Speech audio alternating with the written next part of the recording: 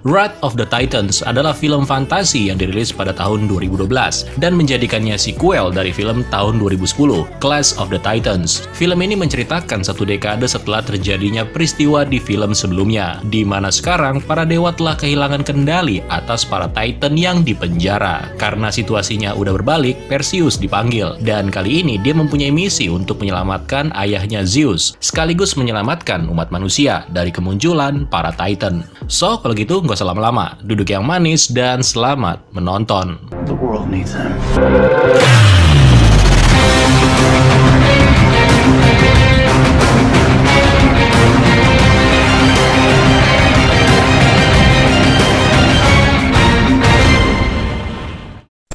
Pada zaman dahulu, dunia dikuasai oleh dewa dan juga monster yang berlangsung sangat lama, sampai kemudian muncul Perseus, manusia setengah dewa, anak dari dewa Zeus yang mampu mengalahkan Kraken, monster mengerikan yang diciptakan Hades untuk menghancurkan manusia. Karena jasa-jasanya itu, Perseus lalu ditawari Zeus untuk memerintah bersama di rumahnya para dewa. Namun Perseus menolaknya. Dia lebih memilih jalan yang berbeda, yaitu hidup bersama dengan manusia.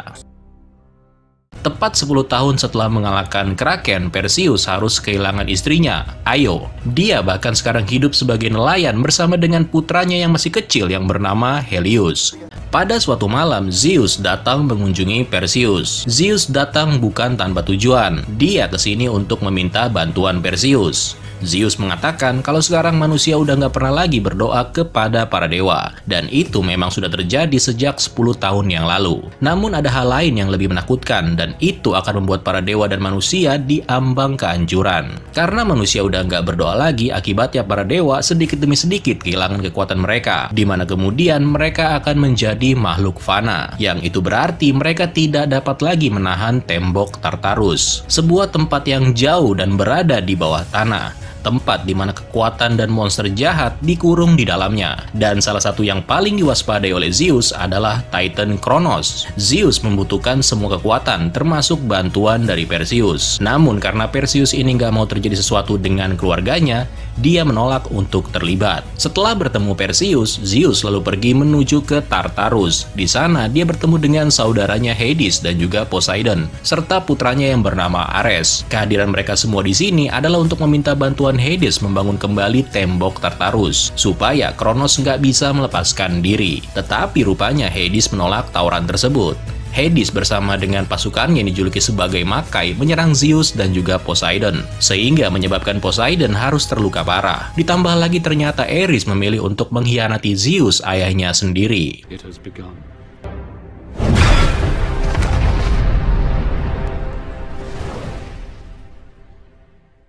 Situasi yang terjadi di Tartarus kini membuat beberapa monster keluar menuju ke permukaan, tempat di mana Perseus berada. Satu ekor monster yang dikenal dengan nama Chimera memporak-porandakan desa. Karena suasananya udah berbeda, Perseus lalu mengeluarkan pedang dan mencari Helios, anaknya. Pertarungan pun terjadi antara Perseus melawan makhluk mengerikan itu. Perseus memang terlihat kewalahan, namun dengan apa yang sudah dia lewati selama hidupnya, Perseus akhirnya bisa mengalahkan makhluk itu.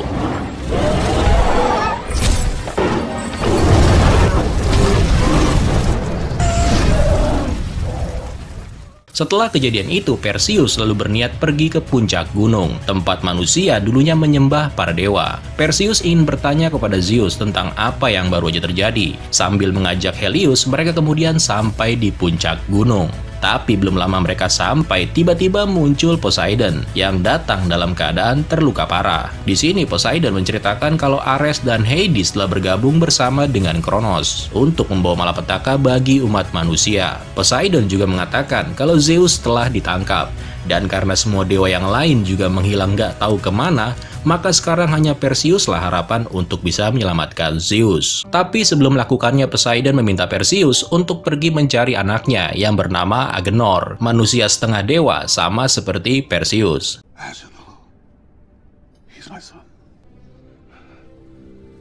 He's with Queen Andromeda. Tell him to take you to the Fallen One.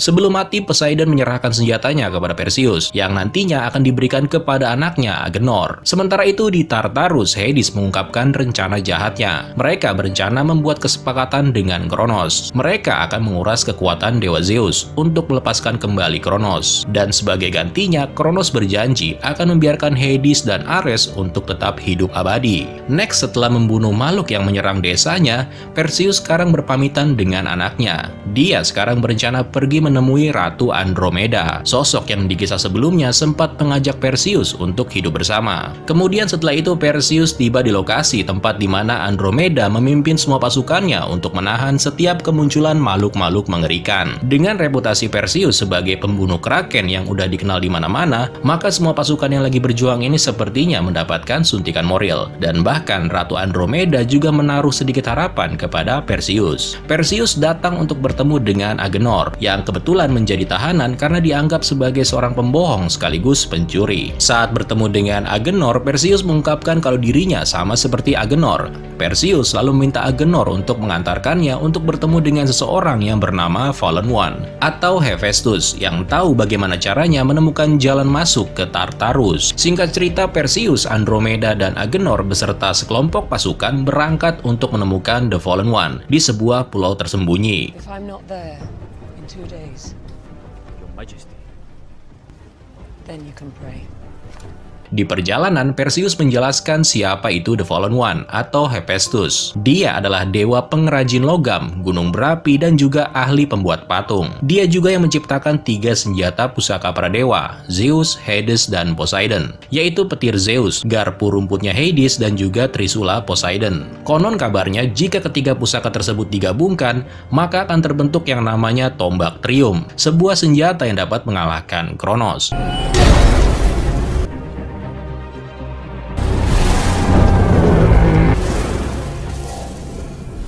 Next, kemudian sampailah mereka di sebuah pulau yang bernama Pulau Kail. Setelah berlabuh dan mulai menjelajahi pulau, tiba-tiba mereka dikagetkan dengan banyaknya jebakan yang dibuat di dalam pulau, yang kemudian mengakibatkan Agenor terpaksa terkena jebakan dan terpental entah kemana. Suasana bahkan tambah mencekam ketika 3 raksasa yang bernama Cyclops muncul dan mulai memangsa orang-orang.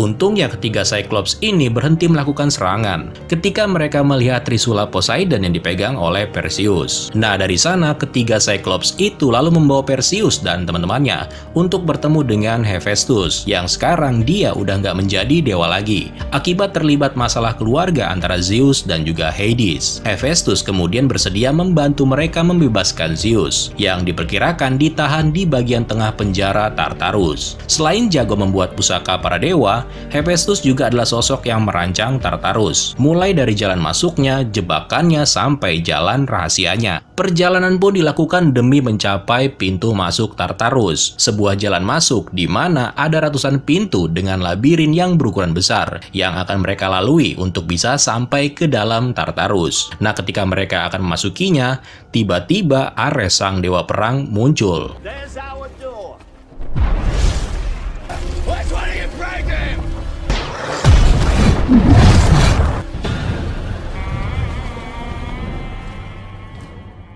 Ternyata kehadiran Ares di sini kemungkinan disebabkan oleh salah seorang prajurit yang tanpa sengaja berdoa kepada Ares. Pertarungan pun terjadi antara Perseus melawan Ares. Namun dalam pertarungan ini sepertinya Perseus terlihat bukan tandingan Ares sama sekali. Hephaestus yang berhasil membuka pintu masuk kemudian mengorbankan dirinya untuk memungkinkan Perseus, Andromeda, dan juga Agenor memasuki labirin. Yes! The door's closing! Come on, leave. Nah, begitu berada di dalam labirin, Agenor memimpin yang lainnya untuk mencari jalan ke bagian tengah penjara, berbekal pengetahuan yang dia pelajari dari peta milik Hephaestus. Tapi masalahnya, tempat ini adalah labirin yang emang dibuat supaya siapapun yang masuk akan terjebak di dalamnya. Dan bener aja, nggak lama setelah itu mereka tampak begitu kesulitan untuk menemukan jalan menuju ke lokasi tujuan. Belum lagi semua ruangan tampak selalu bergerak, yang semakin menambah tingkat kesulitannya. Perseus bahkan sempat terpisah kalah dan bertemu dengan seekor Minotaur yang membuat Perseus lagi-lagi harus menguras tenaganya melawan makhluk mengerikan tersebut. Sampai pada akhirnya Perseus berhasil membunuhnya. Next, kemudian setelah itu labirin mulai bergerak lagi, disusul dengan terbukanya jalan menuju ke pusat Tartarus.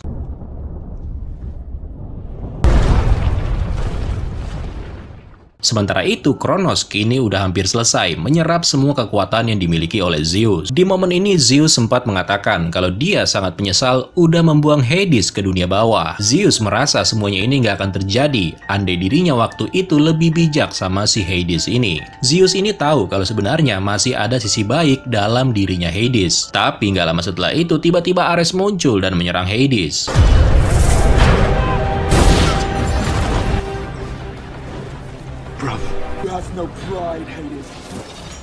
Hades dan Ares terus berjuang sampai kemudian mereka berdua terjatuh ke dalam jurang. Di sisi lain, Perseus akhirnya sampai di lokasi tempat Zeus berada. Dengan menggunakan Trisula Poseidon dan meskipun sempat kesulitan, Perseus dan Andromeda pada akhirnya berhasil membebaskan Zeus. Bersamaan dengan Kronos yang sedikit lagi akan bangkit dari kurungannya. Ares lagi-lagi muncul, tapi untungnya Hades datang menghalanginya. Ares bahkan sempat melukai Zeus dengan senjata milik Hades. Nah, kesempatan itu langsung digunakan untuk membawa Zeus keluar dari Tartarus. Dari sana, Zeus kemudian dibawa ke basis pertahanan pasukan Andromeda. Karena Zeus kekuatannya udah nggak ada, maka jalan satu-satunya mengalahkan Kronos adalah menggabungkan 3 pusaka dewa. Masalahnya, mereka hanya punya 2 senjata, Trisula Poseidon dan juga garpunya si Hades. Sedangkan Thunderbolt milik Zeus ada di tangan Ares. Dan mau nggak mau, Perseus harus mengalahkan Ares di kuilnya para dewa. Sementara Agenor dan Andromeda akan menahan Kronos selama yang mereka bisa.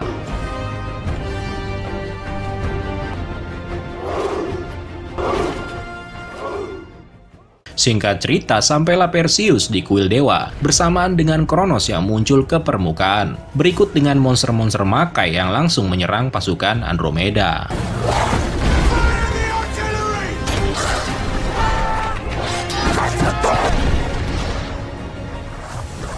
Sementara pasukan Andromeda terlihat sangat kewalahan oleh Makai, Ares muncul sambil membawa Helios di hadapan Perseus, supaya dia bisa menyaksikan bagaimana seorang anak kehilangan ayahnya dengan mata kepalanya sendiri. Ares tampak begitu pede kalau dia bisa mengalahkan Perseus dengan gampangnya, dan sepertinya memang demikian. Namun, ada hal lain yang gak dimiliki oleh Ares, yaitu semangat dan harapan untuk melindungi keluarganya, yang menjadikan Perseus nggak akan pernah menyerah sampai titik darah penghabisan.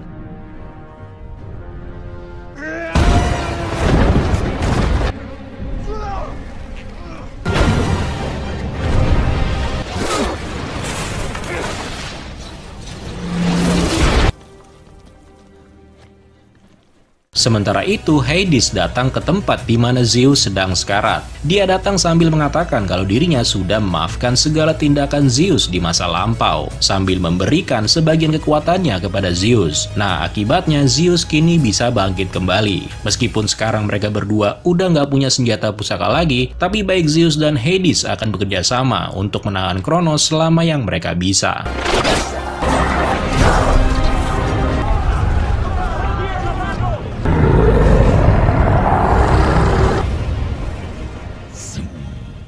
Nah, di kuilnya para dewa, Perseus kemudian berhasil menyatukan 3 senjata dewa dan membentuk yang namanya tombak Trium. Dari sana, Perseus langsung bergegas pergi menuju ke lokasi pertempuran, di mana Kronos kini mulai menyerang pasukan Andromeda. Zeus dan Hades terus menahan Kronos menggunakan kekuatan mereka. Singkat cerita, Perseus akhirnya tiba, sambil membawa tombak Trium di tangannya. Dengan menunggangi Pegasus, Perseus terus menghindari serangan Kronos sambil berusaha masuk lebih dekat lagi ke pertahanan Kronos. Nah, kesempatan itu akhirnya muncul ketika Zeus dan Hades secara bersama-sama melakukan serangan.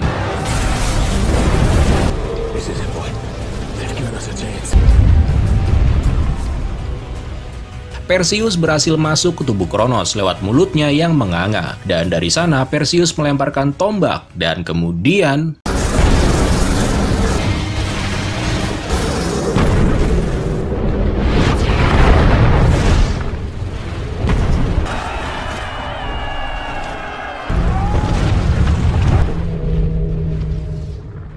Setelah Kronos dikalahkan oleh Perseus, semua orang kini mulai bersorak memanggil namanya. Perseus lalu menghampiri Zeus yang kini terlihat sekarat karena di pertempuran tadi, Zeus benar-benar menggunakan semua kekuatannya. Sebelum mati, Zeus mengatakan, kalau sekarang udah nggak ada lagi yang namanya pengorbanan, dan nggak akan ada lagi yang namanya dewa. Dan Zeus pun akhirnya meninggal. Hades kini juga pergi, sambil memberitahu Perseus kalau dirinya udah nggak punya kekuatan dewa sama sekali. Next dari sana, Perseus kembali ke camp dan mencium Andromeda. Dan momen ini sepertinya menyiratkan kalau Perseus sekarang benar-benar akan hidup bersama dengan Andromeda. Kemudian setelah itu Helios lalu memberitahu ayahnya kalau dia ingin pulang dan kembali ke kehidupannya sebagai nelayan. Tetapi Perseus mengatakan kepada Helios kalau mereka tidak bisa pulang karena hidup mereka sepenuhnya sudah berada di sini. Perseus lalu memberikan pedang miliknya kepada Helios sambil mengatakan kalau Helios harus bangga sama dirinya sendiri karena dia adalah putranya Perseus,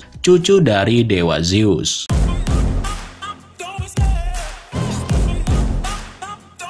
Ya, kira-kira seperti itulah kisahnya. Salah satu film mitologi yang gue suka pada waktu itu. Meskipun bukan yang paling bagus ya, tapi banyak dari adegan yang cukup membuat orang-orang yang menonton pada waktu itu merasa terhibur. So, kalau gitu terima kasih buat yang udah nonton. Gue pamit undur diri dan sampai jumpa di video selanjutnya. Keren lo semua. Ciao.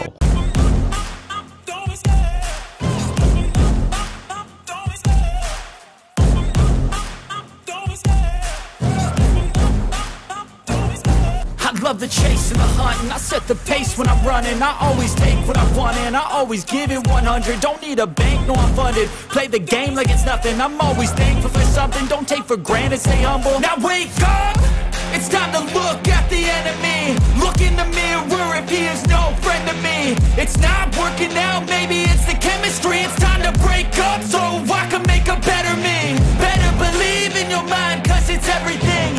You can mold, shape,